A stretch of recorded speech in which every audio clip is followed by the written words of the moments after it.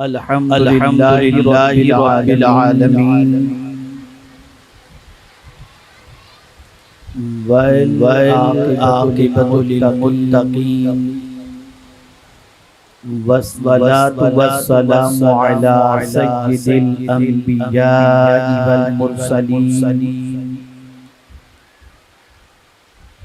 وعلى آلہ واصحابہ الطیبین الطاہرین اما بعد فاعوذ باللہ من الشیطان الرجیم بسم اللہ الرحمن الرحیم الذین ينفقون اموالهم باللیل والنہار سرا وعلانیہ فلہم اجرہم عند ربہم ولا خوف علیہم ولا هم يحزنون صدق اللہ العظیم۔ قابل قدر منبر رسول پر جلوہ گر علماء ذوی احترام بالخصوص خطیب و امام مسجد ہادہ، السلام علیکم ورحمۃ اللہ وبرکاتہ۔ میرے پیارے آقا صلی اللہ تعالی علیہ وسلم کے پیارے دیوانوں، آیہ کریمہ کے جس حصے کی تلاوت کا میں نے شرف حاصل کیا اس سے متعلق کچھ معروضات پیش کرنے سے پہلے آقائے کریم رؤوف الرحیم علیہ التحیۃ والتسلیم کی بارگاہ بے کس پناہ میں جس طریقے سے میں پڑھاؤں عقیدت و محبت میں ڈوب کر اسی طریقے سے درود و سلام کا نذرانہ پیش کریں۔ الصلاۃ والسلام علیک یا رسول اللہ، الصلاۃ والسلام علیک یا رسول اللہ، الصلاۃ والسلام علیک یا حبیب اللہ، الصلاۃ والسلام علیک یا حبیب اللہ، الصلاۃ والسلام علیک یا نبی اللہ، الصلاۃ والسلام علیک یا نبی اللہ، الصلاۃ والسلام علیک یا نور اللہ، الصلاۃ والسلام علیک یا نور اللہ، وعلی آلک واصحابک یا حبیب اللہ، وعلی آلک واصحابک یا صلی اللہ تعالی علیک وآلہ وسلم۔ صلی اللہ تعالی علیہ وسلم۔ میرے پیارے آقا صلی اللہ تعالی علیہ وسلم کے پیارے دیوانوں، آپ جانتے ہیں کہ ماہ محرم شریف میں ان دنوں رات میں تاجدار کربلا امام علی مقام رضی اللہ تعالی عنہ کی بارگاہ میں پوری دنیا میں لوگ خراج عقیدت پیش کرتے ہیں۔ تاجدار کربلا امام علی مقام رضی اللہ تعالی عنہ کے ذکر پاک کی محفل کی منعقد کرنے کی ایک سب سے بڑی وجہ یہ ہوتی ہے تاکہ جو لوگ ذکر امام حسین سنیں اسے سننے کے بعد اپنی زندگی کو تاجدار کربلا امام علی مقام علاجت دی وعلیہ الصلاۃ والسلام کے کردار کے سانچے میں ڈالنے کی کوشش کریں۔ لیکن جس طریقے سے رہ گئی رسم اذاں روح بلالی نہ رہی، فلسفہ رہ گیا تلقین غزالی نہ رہی، تو میں یہ سمجھتا ہوں کہ اب صرف اذان کی رسم کی بات نہیں ہے، ہماری زندگی کا ہر اٹھنے والا قدم دین کے کسی بھی مسئلے کے سلسلے میں ہو الا ماشاء اللہ تقریباً صرف رسومات ہی سے متعلق ہے کہ ایک رسم ادا کرنی ہے، ورنہ حقیقت یہ ہے کہ بہت کم ایسے لوگ ایسی محفلوں میں شریک ہوتے ہیں جن کا مقصد یہ ہوتا ہے کہ ان محفلوں میں جا کر ہم اپنی زندگی کو قانون الہی اور قانون رسول صلی اللہ علیہ وسلم کے سانچے میں ڈال سکیں۔ جس عظیم مقصد کے لیے تاجدار کربلا امام حسین رضی اللہ تعالیٰ عنہ نے کربلا میں اجتماعی قربانی عطا فرمائی، وہ عظیم مقصد نہ دنیا جانتی ہے، نہ وہ عظیم مقصد کی طرف توجہ ہے، نہ وہ عظیم مقصد کو حاصل کرنے کا مسلمانوں میں جذبہ ہے، اور نہ امام حسین رضی اللہ تعالیٰ عنہ کے مقصد قربانی کو جان کر ان کے اس احسان کا خراج ان کی بارگاہ میں اس طریقے سے پیش کیا جائے کہ اے امام، جس عظیم مقصد کے لیے آپ نے بارگاہ رب العزت میں اپنے پورے خاندان کو قربان کیا، ہم آپ کی اس قربانی کے احسان کو یاد بھی رکھتے ہیں، اور ساتھ ہی ساتھ آپ کے مقاصد قربانی کو سامنے رکھتے ہوئے ہم اس راستے پر چلنے کی کوشش کریں گے جس راستے کو آپ نے اپنی جان دے کر اپنی اولاد کو قربان کر کے ہمارے سامنے وہ راستہ آشکار کیا۔ امام حسین صرف ایک نمازی کا نام نہیں ہے، امام حسین صرف ایک قاری قرآن کا نام نہیں ہے، امام حسین صرف ایک فقیہ کا نام نہیں ہے، امام حسین صرف ایک عالم دین کا نام نہیں ہے، بلکہ اگر قرآن اور حدیث کو جمع کر لیا جائے اور اگر کسی کو قرآن اور حدیث کی عملی تصویر دیکھنی ہو تو اس تصویر کا نام ہے امام حسین۔ میرے پیارے آقا صلی اللہ تعالی علیہ وسلم کے پیارے دیوانوں، میں روزانہ الگ الگ علاقوں میں اور ملک کے مختلف علاقوں میں امام حسین رضی اللہ المولا تبارک و تعالیٰ عنہ کی زندگی کے مختلف گوشوں کے حوالے سے گفتگو کر رہا ہوں، اور آج کی میری گفتگو کا موضوع ہے امام حسین اور سخاوت۔ میرے پیارے آقا صلی اللہ علیہ وسلم کے پیارے دیوانوں، آپ یہ محسوس کریں کہ 22,000 کے لشکر کے سامنے امام حسین رضی اللہ تعالیٰ عنہ خوف زدہ کیوں نہیں ہوئے؟ ہمارا حال یہ ہے کہ اخبار پڑھتے ہیں، الیکٹرونک میڈیا پر کچھ خبریں دیکھتے ہیں، اور اسی کے ساتھ ساتھ یوٹیوب پر کچھ بکواس دیکھ لیتے ہیں، تو ایسا محسوس ہوتا ہے کہ اب آنے والے دن زمین کے اوپر گزارنا مشکل ہو جائے گا، اور خبروں کو پڑھ کر ہمارے پیروں کے نیچے سے زمین کھسکتی نظر آتی ہے۔ اور کبھی کوئی مستقبل کے بارے میں ایسی بات کہہ دے جو ہمارے لیے تکلیف دہ ہو تو ہم کانپ جاتے ہیں، پریشان ہو جاتے ہیں، اور ہماری پیشانی پر پسینے کی لکیریں نمایاں ہو جاتی ہیں۔ لیکن میں حیران ہوں، یا اللہ، 3 روز تک پانی بند کر دیا گیا، اور اسی کے ساتھ ساتھ 22,000 کا تازہ دم لشکر مقابلے کے لیے سامنے کھڑا ہے۔ وہ کون سی چیز تھی جس نے امام حسین رضی اللہ تعالیٰ عنہ کے دل سے اس باطل کا خوف نکال دیا؟ کوئی ان کا ٹینشن نہیں، کوئی ان کا غم نہیں، کوئی پریشانی نہیں، اور باطل ہزار خوف زدہ کرنے کی کوشش کرنے کے باوجود اگر ہم امام حسین کی زندگی کا جائزہ لیں تو تاجدار کربلا کی زندگی کے اندر کسی قسم کا کوئی خوف دکھائی نہیں دیتا۔ آئیے ہم قرآن کی روشنی میں سمجھنے کی کوشش کرتے ہیں کہ وہ کون سی چیز تھی جس نے امام حسین رضی اللہ تعالیٰ عنہ کو بے خوف کر دیا تھا۔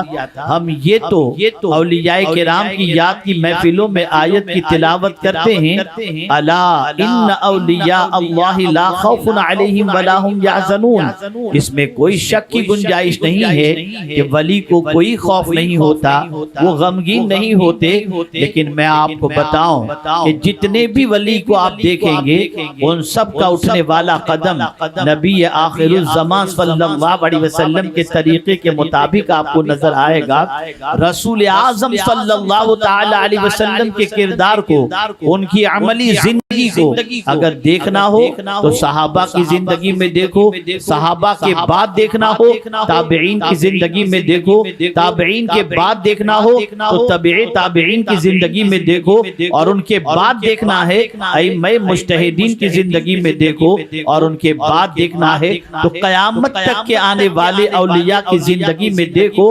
آپ کو ان کی زندگی رسول اعظم صلی اللہ علیہ وسلم کے نقش قدم پر گزرتی ہوئی نظر آئے گی۔ آئیے میں آپ کو بتاؤں میرے پیارے آقا صلی اللہ تعالی علیہ وسلم کے پیارے دیوانوں، جب سوچ کا محور اور سوچ کا مبدا اور سوچ کا ماخذ مدینے کے تاجدار ہوں اور رسول اعظم صلی اللہ علیہ وسلم ہوں تو سوچ اچھی بن جاتی ہے، فکر اچھی بن جاتی ہے۔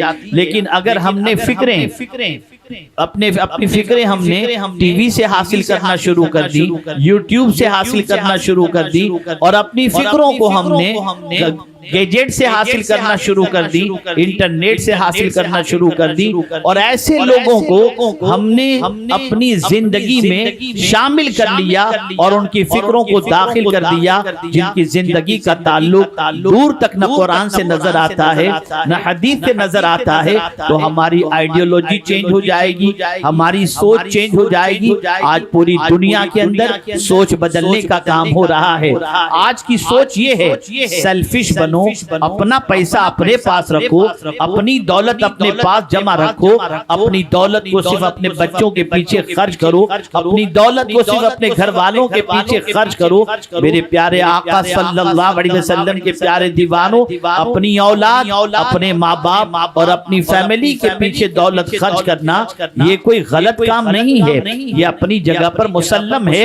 لیکن جب ہم قرآن کی روشنی میں رسول رحمت صلی اللہ تعالی علیہ وسلم سے پوچھے جانے والے سوال کو دیکھتے ہیں اور اس سوال کا جواب جب ہم قرآن کی روشنی میں سنتے ہیں تو ہماری عقل دنگ رہ جاتی ہے۔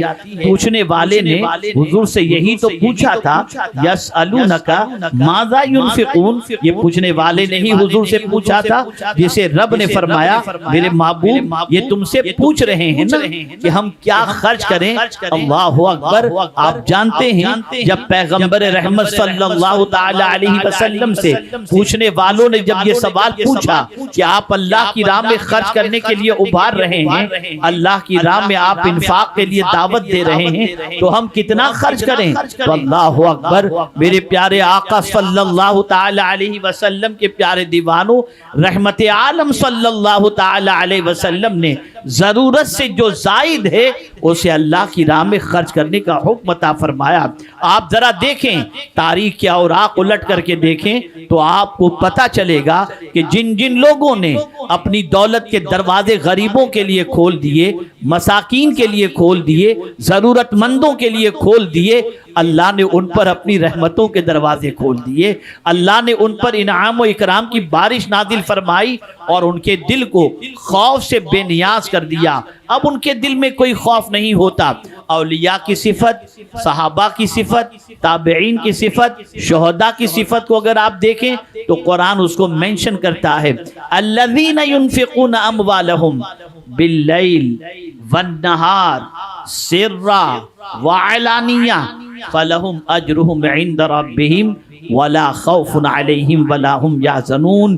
یہ متقین کے حوالے سے ہے، یہ اللہ کے نیک بندوں کے حوالے سے ہے، یہ مومنین کے حوالے سے ہے کہ وہ اپنا مال خرچ کرتے ہیں۔ کب خرچ کرتے ہیں؟ رات میں بھی، دن میں بھی، چھپا کر کے بھی، دکھا کر کے بھی۔ میرے مولا اگر کوئی مومن تیری دی ہوئی دولت کو اللہ کے نام پر رات و دن خرچ کرے، چھپا کر اور دکھا کر خرچ کرے، تو مولا اس کا کیا صلہ اسے ملے گا؟ تو قرآن کہتا ہے فَلَهُمْ أَجْرُهُمْ عِنْدَ رَبِّهِمْ، اس کے لیے اس کے رب کی طرف سے اجر ہے، وَلَا خَوْفٌ عَلَيْهِمْ وَلَا هُمْ يَحْزَنُونَ، اسے نہ کوئی خوف اور نہ وہ غمگین ہوں۔ پتہ یہ چلا میرے پیارے آقا صلی اللہ تعالی علیہ وسلم کے پیارے دیوانوں، سخاوت ایسا عمل ہے کہ اس کی بنیاد پر اللہ رب العزت جل جلالہ دلوں سے خوف کو نکال دیتا ہے، باطل کا خوف دل سے نکل دیتا ہے، باطل کے سلسلے میں اس کے دل کے اندر ایک عظیم قوت اللہ عطا فرماتا ہے۔ اس بندے کی کیفیت یہ ہوتی ہے کہ پھر وہ کسی سے نہیں ڈرتا، اس لیے کہ سب سے زیادہ انسان کے دل میں ڈر مال کی وجہ سے ہوتا ہے، اولاد کی وجہ سے ہوتا ہے کہ اگر مجھے کچھ ہو گیا تو میرے بیوی بچوں کا کیا، میرا مال چلا گیا تو میرا کیا ہوگا۔ لیکن اللہ اکبر، جب کوئی اپنے مال کو اللہ کی راہ میں خرچ کرتا ہے تو اللہ اس کے دل سے خوف کو نکال دیتا ہے۔ وجہ سب سے بڑی یہ ہے کہ بندے تو نے میری محبت میں اپنی پسندیدہ چیز کو لٹا دیا اور سخاوت کا مظاہرہ کر کے تو نے میرے بندوں کا بھلا چاہا، میں تیرے دل میں خوف کیسے پیدا ہونے دوں؟ باطل طاقتور نہیں، طاقتور میں ہوں، اور جب تو میری راہ کے اندر خرچ کرتا ہے تو تیری مدد کرنا یہ میرے ذمہ کرم پر ہے۔ اے رسول گرامی وقار صلی اللہ تعالی علیہ وسلم کے پیارے دیوانوں، آپ ذرا سے سوچیں اور اندازہ لگائیں، اللہ اکبر، آقا کریم صلی اللہ علیہ وسلم کتنی سخاوت فرماتے تھے۔ اللہ اکبر، امام عشق و محبت نے بڑے پیارے الفاظ میں فرمایا، ہاتھ جس سمت اٹھا غنی کر دیا، موج بحر سماحت پہ لاکھوں سلام۔ آقا کریم صلی اللہ علیہ وسلم سخاوت اتنی فرماتے کہ رسول اعظم صلی اللہ علیہ وسلم کی سخاوت کا تذکرہ پوری دنیا میں اس طریقے سے تھا کہ صحابہ کرام علیہم الرضوان فرماتے ہیں، انسانوں میں حضور سے بڑا کوئی سخی آج تک ہم نے سنا بھی نہیں اور نہ دیکھا۔ یہ میرے آقا صلی اللہ علیہ وسلم کی سخاوت کا معاملہ۔ اب میں آپ کو سمجھاؤں کہ یہ سخاوت والی پوزیشن، آپ کہیں گے کہ ہم بھی اللہ کے نام پہ لٹاتے ہیں، زکوٰۃ بھی دیتے ہیں، مسجدیں بنواتے ہیں، مدارس چلاتے ہیں، غریبوں کی مدد کرتے ہیں، آپ کی یہ قربانی سر اور آنکھوں پر، لیکن میرے پیارے آقا صلی اللہ تعالی علیہ وسلم کے پیارے دیوانوں، ہم کتنا لٹاتے ہیں اور کیا لٹاتے ہیں؟ آئیے اس کو سمجھاتا ہوا چلوں۔ اگر ہمارے دروازے پر کوئی بھوکا دستک دے تو ہم گھر میں کہتے ہیں بیوی کو آواز لگا کر، کل کا کچھ بچا ہو تو ذرا دے دو۔ کوئی ننگا کپڑا مانگنے کے لیے آئے، پرانا پھٹا کچھ ہو تو دے دو۔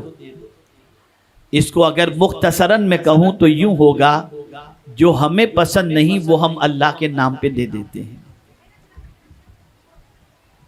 ایک سوال چبھتا ہوا میں آپ کے سامنے رکھتا ہوں، بہت چبھتا ہوا سوال ہے۔ کیا آپ کو یاد ہے کہ کبھی کوئی غریب آپ کے دروازے پر آیا ہو، یا آپ کسی غریب کے بارے میں جانتے ہو کہ وہ غریب ہے اور اس کو گھر میں کپڑے کی ضرورت ہے، تو آپ کپڑا جو اپنے لیے خریدتے ہیں، جیسے ریمنڈ کا کپڑا آپ نے اپنے لیے خریدا، تو اس غریب کے لیے بھی شو روم سے خریدتے ہیں یا فٹ پاتھ سے خریدتے ہیں؟ تو آپ کا ضمیر اندر سے آواز دے گا کہ نہیں نہیں، میں تو یار کبھی غریب کو ریمنڈ کا کپڑا دوں، ہو ہی نہیں سکتا، میں تو وہ خرید کر دیتا ہوں جو سب سے سستا ہو۔ اس کو ایک ایگزامپل کے ذریعے بتاؤں، ایک نوکرانی ایک سیٹھانی کے یہاں کام کرتی تھی، اس کی نوکرانی جو ہے، اس کو جب پتا چلا کہ 2 روز کے بعد میری سیٹھانی کے جو ہے وہ برتھ ڈے ہے، تو وہ مارکیٹ جاتی ہے، شو روم میں جاتی ہے اور کہتی ہے جو سب سے بڑھیا ساڑی ہو نا وہ نکالو، مجھے میری سیٹھانی کو گفٹ میں دینا ہے۔ سب سے مہنگی اپنی بساط سے زیادہ کی وہ ساڑی خریدتی ہے اور لا کر کے وہ سیٹھانی کو دے دیتی ہے، سیٹھانی خوش ہو جاتی ہے۔ پھر کچھ دنوں کے بعد نوکرانی کی برتھ ڈے آتی ہے، تو سیٹھانی جاتی ہے مارکیٹ میں، کوئی سمپل اچھی کوئی ساڑی ہو تو بتاؤ۔ فرق دیکھیے آپ، جس کے پاس دولت ہے اس کے پاس دل نہیں، اور جس کے پاس دولت نہیں اس کے پاس دل موجود ہے۔ غریب اپنی سیٹانی کے لیے خریدنے کے لیے جاتی ہے تو سب سے قیمتی ساڑی خرید رہی ہے، اور سیٹانی اپنی نوکرانی کے لیے خریدنے کے لیے جاتی ہے تو سب سے ہلکی ساڑی خریدتی ہے۔ ہر مالدار کا میکزیمم اگر ہم اس کی سوچ کا جائزہ لیں تو بڑی معذرت کے ساتھ، یہاں ادارہ بھی ہے، طلبہ بھی پڑھتے ہیں، برا نہ لگے تو ایک بات میں عرض کروں، بہت اچھے لوگ ہیں وہ لوگ جو ادارے کے طلبہ کو کبھی کبھی وہ کھلاتے ہیں جو خود کھاتے ہیں، ورنہ اگر نیاز بھی کرنی ہو تو یہ کہتے ہیں بڑے کا گوشت کا پلاؤ مدرسے میں بھیج دینا، چھوٹے کے گوشت کا پلاؤ ہمارے یہاں بھیج دینا۔ ایک سوچ ہے، میں سب کی بات نہیں کر رہا، یہ نہیں کہ سب ایسے ہیں، لیکن اگر جنرلی مینٹلیٹی کا جائزہ لیں تو یہ مینٹلیٹی ہماری بن گئی ہے، جو ہمیں پسند نہیں اور جو سب سے سستا ہو ہم اسے اللہ کے نام پر دیتے ہیں۔ لیکن آئیے میں آپ کو بتاؤں، ہم کو یہ بھی کبھی یاد نہیں ہوگا کہ ہم نے بھوکے رہ کر کسی کو کھلایا ہو، ہمیں یہ بھی یاد نہیں ہوگا ہم نے کبھی بھوکے رہ کر کسی کے گھر کو آسودہ کیا ہو۔ ہم نے تو ہمیشہ یہ دیکھا پہلے خود کھا لیں، بچے تو کسی غریب کو دیں، لیکن جس امام حسین کی پرورش ایسے گھر میں ہوئی ہو جہاں بچے بچے کو قربانی سکھائی جا رہی ہو، بچے بچے کو سخاوت سکھائی جا رہی ہو، بچے بچے کی تربیت اللہ عز و جل کی کتاب کے مطابق کی جا رہی ہو، ان کا عالم کیا ہوگا آپ جانتے ہیں۔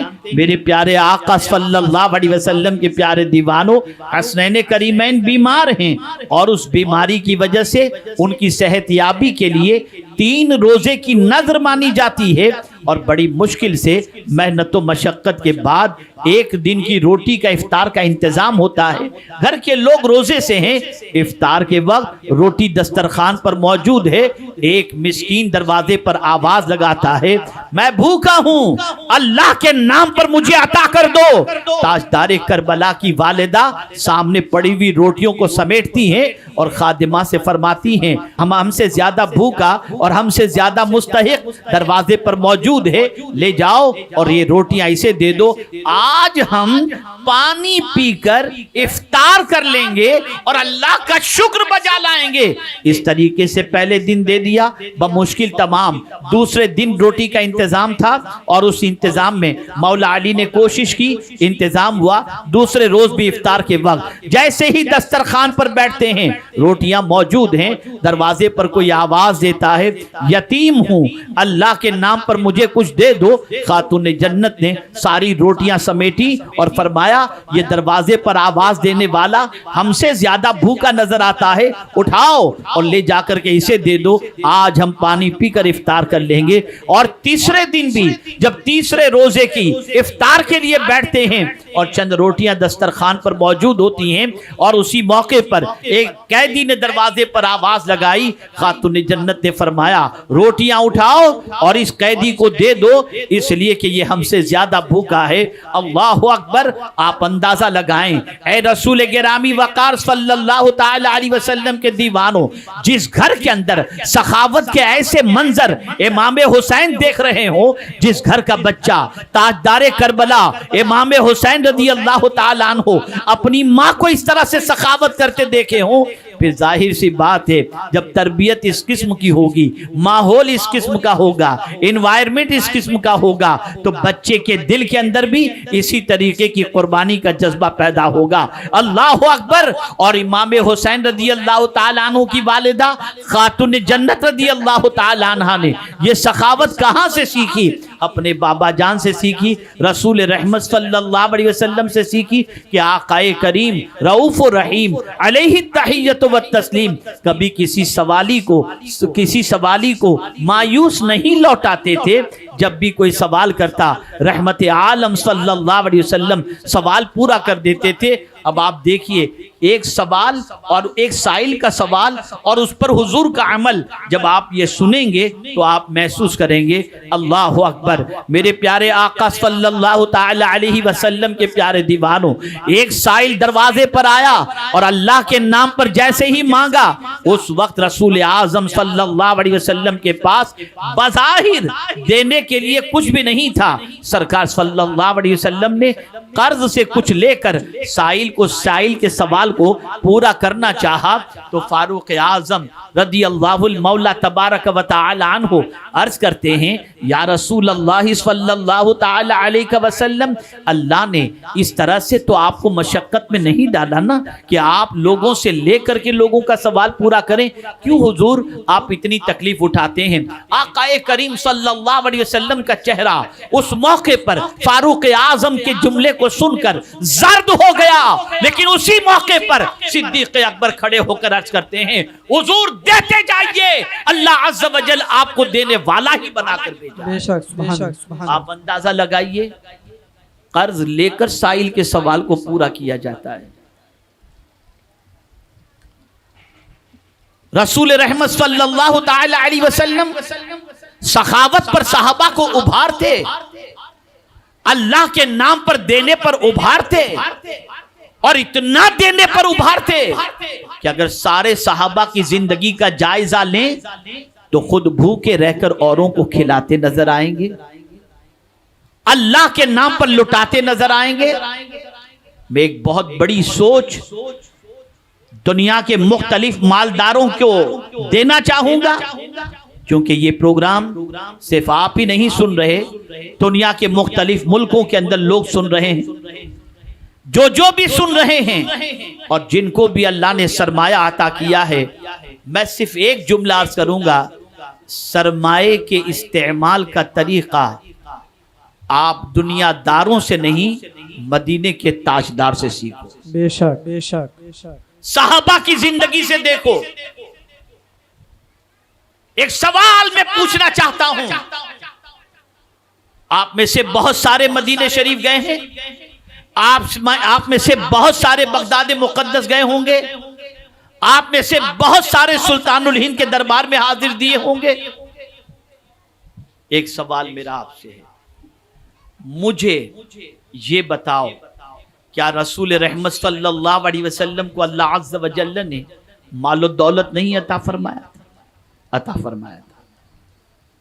اعلیٰ حضرت کہتے ہیں مالک کونین ہے گو پاس کچھ رکھتے نہیں ہیں، مالک کونین، دو جہاں کی نعمتیں ہیں ان کے خالی ہاتھ میں، اتنے مالدار میرے آقا صلی اللہ علیہ وسلم کہ صرف یہ نہیں کہ دنیا کی نعمت، دونوں جہاں کی نعمت میرے آقا کے اپنے ہاتھ میں موجود ہے۔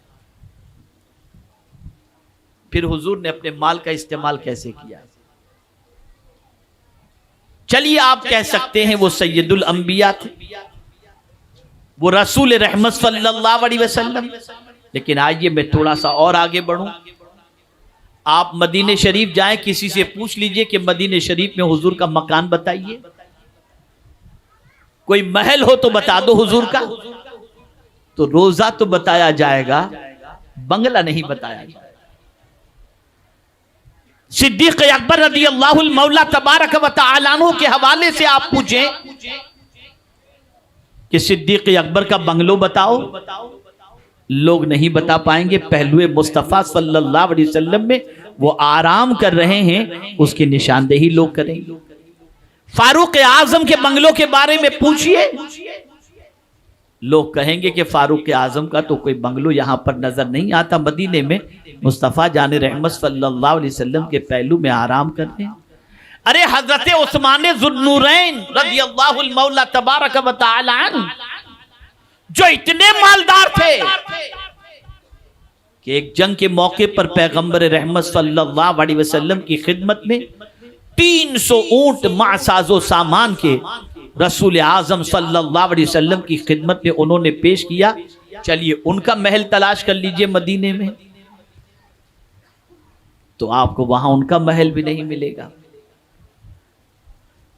سوال یہ پیدا ہوتا ہے کہ آخر اتنی بڑی تجارت، حضرت عبد الرحمن ابن عوف رضی اللہ تعالیٰ عنہ اتنے مالدار تھے کہ جب وہ اس دنیا سے گئے نا تو سونا اتنا چھوڑ کر اس دنیا سے تشریف لے گئے تھے کہ کلہاڑی سے سونا کاٹ کاٹ کر کے ان کی بیویوں میں ورثہ تقسیم کیا، اتنا سونا۔ ایک سوال پوچھتا ہوں، انہوں نے دولت کہاں استعمال کی؟ بڑے بڑے تاجر ہیں وہ. حضرت عثمان ذو النورین رضی اللہ تعالیٰ عنہ قحط کے زمانے میں جب ملک شام سے ان کا سامان تجارت آیا، مدینے میں جب بڑے بڑے تاجروں کو پتا چلا کہ عثمان غنی کا سامان آ چکا ہے، ان کا قافلہ آ چکا ہے، فجر کے بعد سب مارکیٹ میں جمع ہو گئے. تو حضرت عثمان غنی رضی اللہ تعالیٰ عنہ نے فرمایا شاید تمہیں پتہ چل چکا ہے کہ مال آ چکا ہے، قافلہ آ چکا ہے. لوگوں نے کہا ہاں. کہا اچھا آپ خریدنا چاہتے ہیں؟ کہا ہاں خریدنا چاہتے ہیں. چلیے بولی لگائیے. کتنی دیانت داری تھی کہ بیپاریوں نے کہا اے عثمان غنی جو تمہاری کوسٹ ہے اس کا ڈبل ہم دے دیں گے، مال ہمیں دے دو. آپ نے فرمایا مجھے اس سے زیادہ مل رہا ہے. دوسرے کھڑے ہوئے، اس نے کہا کہ ڈبل ٹیبل دے دیں گے.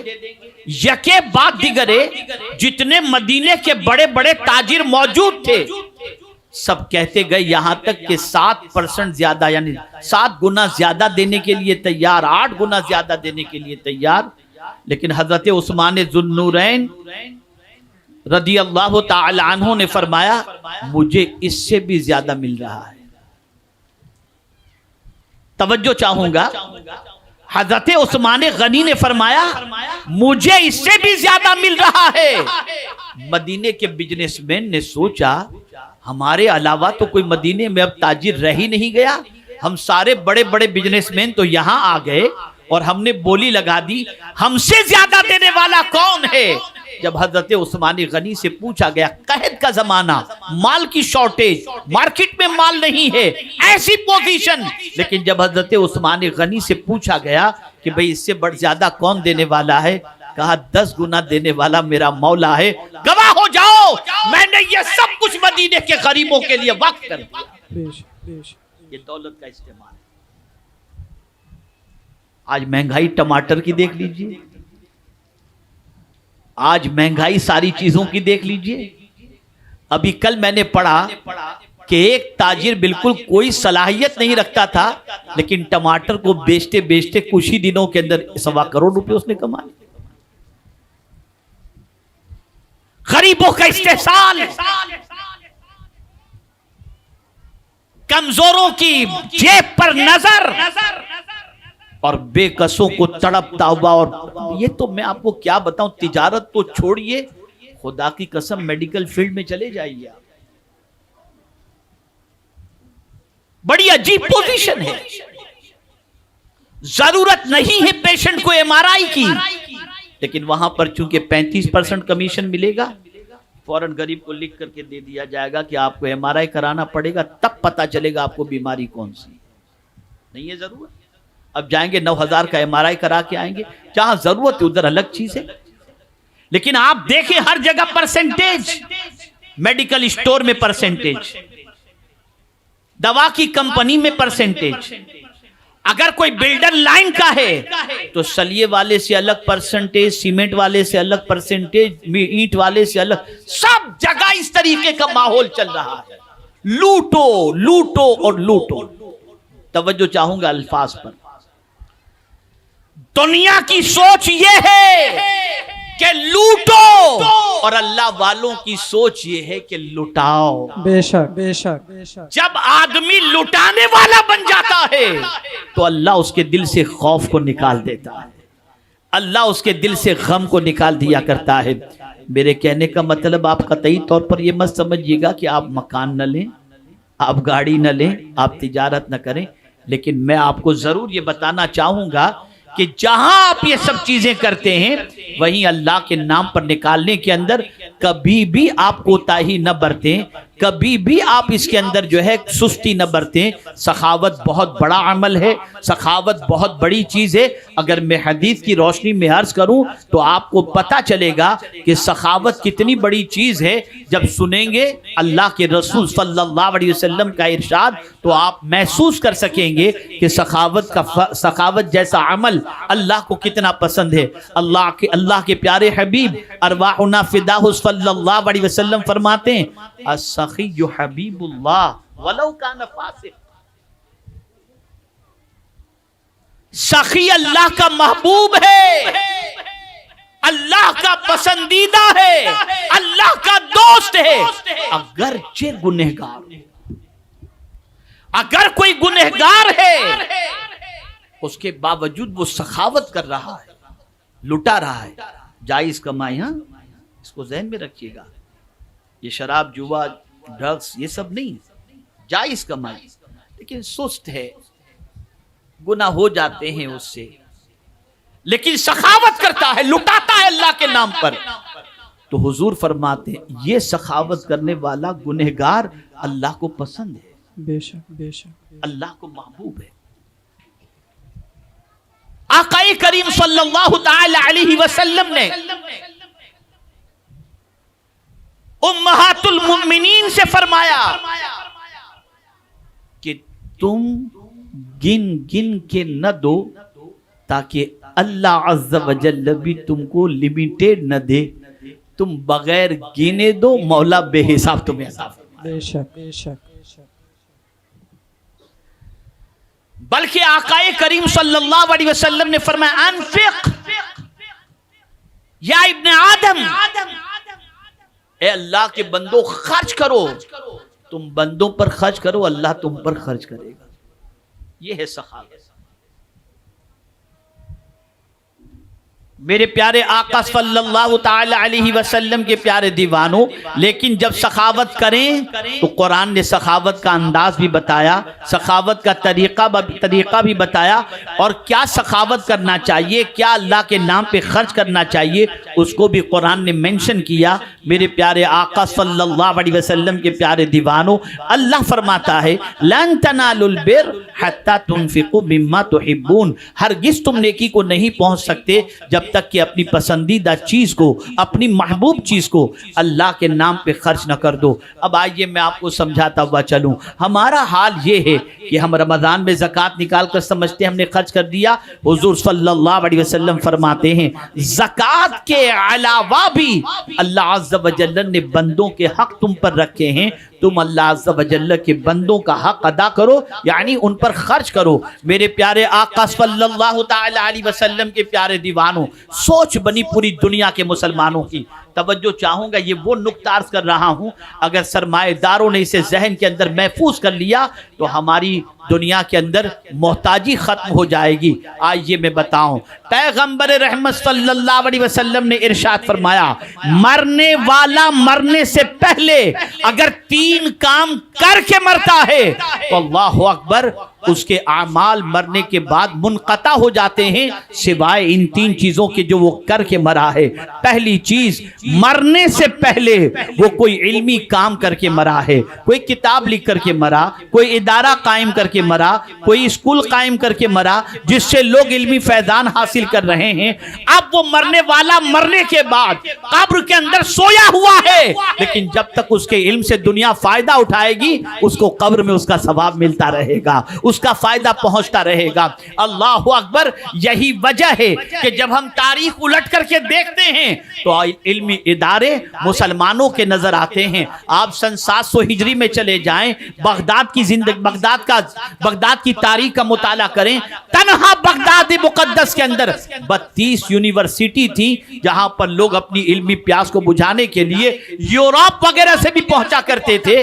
لیکن جب سے ہماری سوچ بدلی، جب سے ہماری فکر بدلی، دولت آئی لمبی کار خریدو، دولت آئی بہت بڑا بنگلہ خریدو، دولت آئی عیاشی کے لیے کہیں نکل جاؤ. میں یہ نہیں کہتا اچھی گاڑی نہ خریدو، میں یہ نہیں کہتا اچھے مکان نہ خریدو، لیکن یہ ضرور کہوں گا کہ صرف اچھے مکان ہی خریدنے کی فکر مت کرو، صرف اچھی گاڑی خریدنے ہی کی فکر مت کرو. یہ بھی فکر کرو کہ میں علمی ایسا کام کر کے مروں گا کہ جب میں اس دنیا سے چلا جاؤں تو ہماری قوم ہماری اسکول سے، ہمارے ادارے سے، ہماری مسجد سے آ کر کے فائدہ اٹھائے، تاکہ ہماری دولت اپنی زندگی میں ان کاموں میں خرچ ہو جائے اور جب مر جائیں تو اس کے بعد یہاں سے فائدہ اٹھانے والوں کا فائدہ ہمیں قبر میں اللہ تعالی عطا فرمائے. بے شک بے شک بے شک. ایک چیز. دوسری چیز صدقہ جاریہ. یہ رسول اعظم صلی اللہ علیہ وسلم نے فرمایا آج بھی مدینے میں آپ جانتے ہیں حضرت عثمان غنی رضی اللہ تعالیٰ عنہ کا باغ موجود ہے اور وہ کنواں بھی موجود ہے جو کنواں خرید کر حضرت عثمان ذو النورین رضی اللہ تعالیٰ عنہ نے وقف کر دیا تھا، جو بڑا قیمتی کنواں تھا۔ اور آپ جانتے ہیں بئر عثمان آج بھی مدینے میں موجود ہے اور ساری اس باغ کی کمائی بینک میں جمع ہوتی ہے اور بینک میں اکاؤنٹ ہے عثمان ابن عفان کے نام کا۔ آپ ذرا سوچو کم و بیش 1400 سال پہلے حضرت عثمان غنی نے باغ وقف کیا اور اسی کے ساتھ ساتھ کنواں وقف کیا۔ اب جب تک اس کنویں سے فائدہ اٹھایا جاتا رہے گا حضرت عثمان غنی کو ثواب بھی ملتا رہے گا اور درجات بھی بلند ہوتے رہیں گے۔ مسجد نبوی شریف کو لے لیجئے، اس کی زمین صدیق اکبر نے خریدی، وقف کر دی، ایک نیکی کا ثواب 50,000۔ کب انہوں نے وقف کی تھی؟ آج تک وہاں نماز پڑھی جاتی ہے، کتنا ثواب ان کو مل رہا ہوگا؟ کبھی ہم نے اس اینگل سے سوچنے کی کوشش کی کہ مرنے سے پہلے کچھ اس قسم کے کام کر کے مریں؟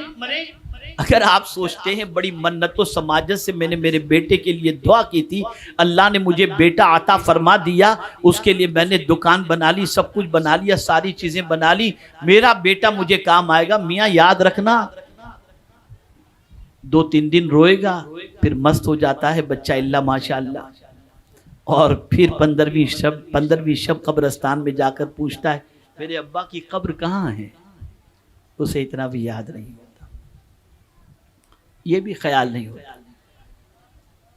ہاں وہ بچہ جس کی تربیت دینی ماحول کے اندر کی گئی ہو، اس کے دل و دماغ کے اندر ماں باپ کی عظمتوں کو بٹھا دیا گیا ہو، وہ بچہ جس کی زندگی قانون الہی اور قانون رسول صلی اللہ علیہ وسلم کے سانچے میں ڈھال دی گئی ہو، اور جو اپنے باپ کے مقام اور مرتبے کو جانتا ہو، ہاں وہ بچہ ضرور ماں باپ کے مرنے کے بعد ان کی نجات کا ذریعہ بھی بنے گا، اس لیے کہ حضور صلی اللہ تعالی علیہ وسلم نے جہاں یہ فرمایا صدقہ جاریہ کہ مرنے کے بعد بندہ مر جاتا ہے لیکن مرنے سے پہلے کوئی ایسا کام کر کے مرا جو صدقہ جاریہ کا ہے کہ اللہ تعالیٰ اس کا ثواب اسے عطا فرماتا رہے، وہ صدقہ جاریہ اس کے لیے قبر کے اندر بھی مفید۔ اور اسی طریقے سے تیسری بات رحمت عالم صلی اللہ علیہ وسلم نے فرمائی،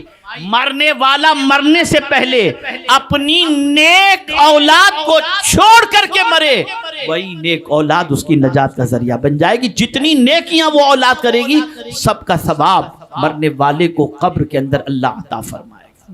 کیا ہم یہ تینوں کام مرنے سے پہلے پلان کے اندر شامل کیے ہیں کہ مرنے سے پہلے کوئی علمی کام کر کے مریں گے؟ نہیں، کوئی پلان نہیں۔ اتنی فیکٹری، اتنی گوڈاؤن، اتنا یہ۔ میں بالکل منع نہیں کرتا، مالدار بنو، ضروری ہے۔ مال نہیں ہوگا تو مسجدیں کیسے بنیں گی، بچے پڑھیں گے کیسے، معاشرے کا کام کیسے ہوگا؟ لیکن کاروبار کرنے کے بعد آنے والی دولت کا یوز کہاں کرنا، اسے بھی ذہن میں رکھو، اسے بھی دل و دماغ کے اندر رکھو۔ اور یہی فکر کربلا سے ہمیں ملتی ہے، یہی فکر مدینے کے تاجدار سے ہمیں ملتی ہے، یہی فکر قرآن سے ہمیں ملتی ہے، یہی فکر احادیث مصطفیٰ صلی اللہ علیہ وسلم سے ہمیں ملتی ہے۔ میں یہاں پر ایک اور آیت آپ کے سامنے پیش کروں۔ آپ جانتے ہیں آدمی خوشی میں تھوڑا سا خرچ کر دیتا ہے، لیکن جہاں تنگی آئی نا، جیسے کورونا کا پیریڈ تھا، تو آپ نے دیکھا ہوگا کہ کورونا کے زمانے میں سب سے پہلے کٹوتی امام صاحب کی تنخواہ، مدرس کی تنخواہ، چندہ، یہ سب کٹوتی ہونا شروع ہوا۔ موبائل ویسا ہی چلے گا، اور گٹکھا کھانے والے تو ڈبل دام کے اندر ڈھونڈ کے کہیں نہ کہیں سے گٹکھا کھاتے رہے، سگریٹ پینے والے ڈھونڈ کر ٹرپل پیسہ دے کر کے سگریٹ پیتے رہے۔ مجھے معلوم سب ہوتا نا۔ کٹوتی کہاں ہوئی؟ تنگی کے زمانے میں کٹوتی کہاں ہوئی؟ اللہ کے نام پر خرچ کرنے کے اندر. لیکن قرآن کہتا ہے اعدت للمتقین، جنت سجائی گئی ہے متقین کے لیے، بنائی گئی ہے متقین کے لیے. کون ہے متقین؟ الذین ينفقون فی السراء والضراء. متقین وہ ہیں جو راحت کی زندگی میں، خوشی کے موقع پر بھی اللہ کے نام پہ لٹاتے ہیں اور تنگی میں بھی اللہ کے نام پر لٹاتے ہیں. یہ متقین. اب آئیے امام حسین کی طرف چلتے ہیں. یہ سخاوت کے حوالے سے اتنی ساری بات قرآن و احادیث کی روشنی میں عرض کرنے کے بعد جو میں نے ابتدا میں کہا تھا، امام حسین صرف قرآن کی ایک آیت پر عمل کرنے والے کا نام نہیں ہے. امام حسین صرف قرآن کی 2-4 آیتوں پر عمل کرنے والے کا نام نہیں ہے، بلکہ امام حسین پورے قرآن کے عامل کا نام اور احادیث کے ذخیرے کے عامل کا نام ہے. اب آئیے میں آپ کو بتاتا ہوں سخاوت امام حسین نے کس طریقے سے کی. اللہ اکبر. اے رسول اعظم صلی اللہ علیہ وسلم کے دیوانوں، تاجدار کربلا تشریف فرمائیں. ایک سائل آیا، مانگنے والا آیا. ذرا انداز دیکھیے گا اور سچویشن اپنی بھی دیکھیے گا، اپنی سوچ، اپنا طریقہ اور امام حسین کا طریقہ. مانگنے والا آیا، اس نے سوال کیا، بہت پریشان ہوں، قرض میں ڈوبا ہوا ہوں، حضور مجھے کچھ عطا فرمائیں. اس وقت حسن اتفاق تو نہیں کہہ سکتے، سوء اتفاق کہیں کہ امام حسین کے پاس کچھ بھی نہیں تھا اس شخص کے سوال کو پورا کرنے کے. لیکن امام حسین نے لوٹایا نہیں اسے، فرمایا بیٹھا رہے، انتظار کر، میرا رزق ابھی راستے میں ہے، آ رہا ہے، رک جا. وہ بیٹھا رہا. کچھ دیر کے بعد کئی تھیلیاں امام حسین رضی اللہ تعالیٰ عنہ کی بارگاہ کے اندر دینار و درہم سے بھری ہوئی پیش کی گئی. وہ ساری کی ساری تھیلیاں امام حسین نے لیں اور مانگنے والے کو دے دی. کچھ بھی اپنے پاس نہیں رکھا. چلیے یہاں تک تو آپ کہہ سکتے ہیں کہ امام حسین نے بہت بڑی سخاوت کا مظاہرہ کیا. لیکن اس کے آگے میں بتاؤں، یہ سب دینے کے بعد امام حسین اس مانگنے والے سے کوئی قرض مانگنے نہیں آیا تھا. مانگنے والا قرض مانگنے نہیں آیا تھا، ایسے ہی مانگنے آ گیا تھا، سوال کرنے کے لیے آیا تھا، خالی جھولی بھرنے کے لیے آیا تھا. اسے امام حسین نے دینے کے بعد فرمایا مجھے معاف کر دو، مجھے معاف کر دو. وہ شخص عرض کرتا ہے کہ حضور تکلیف تو میں نے آپ کو دی اور معافی آپ مانگ رہے ہیں، حضور آپ مجھے معاف فرمائیں. نہیں آپ مجھے معاف نہ فرمائیں، آپ مجھے معاف کر دیجئے حضور، آپ مجھے معاف کر دیجئے. لیکن امام حسین فرماتے ہیں نہیں، تم مجھے معاف کرو.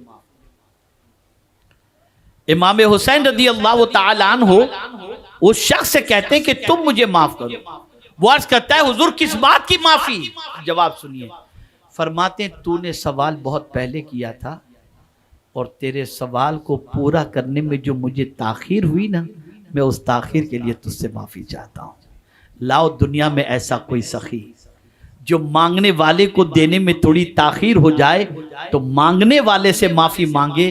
یہ وہی کر سکتا ہے جس کو رسول اعظم نے نوجوانان جنت کا سردار فرمایا. بے شک بے شک. اے رسول اعظم صلی اللہ تعالی علیہ وسلم کے دیوانوں، امام حسین رضی اللہ تعالیٰ عنہ کی مکمل زندگی ایسی ہے جو قابل اقتداء بھی ہے، قابل عمل بھی ہے.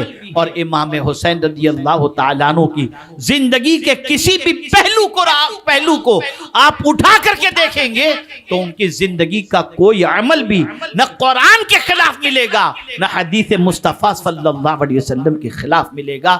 اے رسول اعظم صلی اللہ علیہ وسلم کے دیوانوں، امام حسین کا ذکر صرف اس لیے نہ سنو کہ آئیں بیٹھیں ثواب جمع کریں اور چلے جائیں، بلکہ امام حسین کے ذکر کی محفل میں اس نیت سے آؤ کہ یہاں آئیں گے اور طریقہ امام حسین کو سیکھ کر اس پر عمل کرنے کی کوشش کریں گے، اور جب ان پر عمل کرو گے تو اللہ تاجدار کربلا کے صدقے میں دنیا میں بھی کامیاب کرے گا اور آخرت میں بھی کامیاب فرمائے گا۔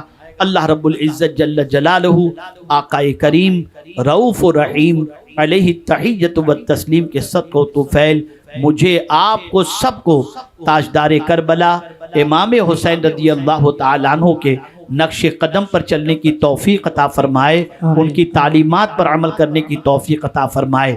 یہاں ایک اور بات بھی عرض کر دوں کہ یاد رکھیں، اللہ نے اگر آپ کو دیا ہے اور آپ کسی کو دے رہے ہیں، زندگی میں کبھی احسان نہ جتانا، کبھی اس کا دل نہ دکھانا، اور اگر جس کو آپ نے دیا تھا وہ لینے کے بعد محنت کیا، مشقت کیا، اور مشقت کے بعد وہ لینے والا اس قابل ہو گیا کہ اب دینے والا بن جائے، تو خبردار کبھی لوگوں سے یہ مت کہنا کہ جانتے ہو آج بڑا مالدار بن کے گھوم رہا ہے، ایک زمانہ تھا مجھ سے زکوٰۃ لینے کے لیے آیا تھا، کبھی مت کہنا، ورنہ یاد رکھیں اللہ کہیں ایسا نہ ہو ناراض ہو کر اس کا پرانا زمانہ تمہیں عطا فرما دے۔